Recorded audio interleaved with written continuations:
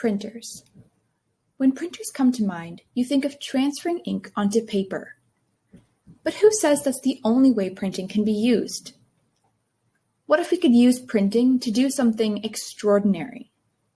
What if we could print something alive?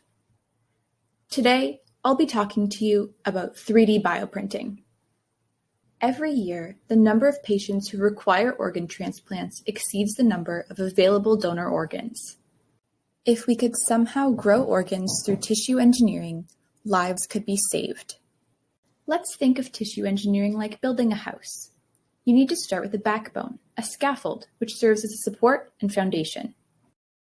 In the same sense, you need a scaffold to start growing tissues.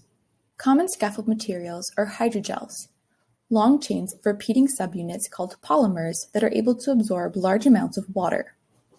But how can we fabricate these hydrogel scaffolds in a way that mimics our native tissues? The answer is 3D bioprinting. In extrusion bioprinting, a device applies pressure to a syringe, which pushes an ink material through a nozzle and onto a stage.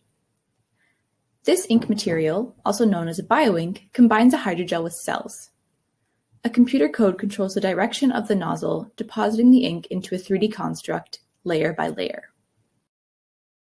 Existing bioinks are limited, since they either have weak mechanical properties or they require extra modifications after printing that may damage cells.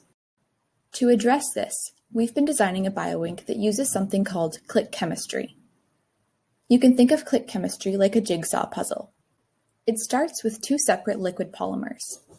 We then add complementary chemical groups onto the polymer backbones so that when we mix them, they're able to click together just like puzzle pieces. This allows us to extrude a liquid that cures into a gel. And the best part is, this all happens at cell-friendly conditions without any post-printing modifications. So next time you see a printer, I ask you this. Rather than thinking of paper and books, shift your focus to the future.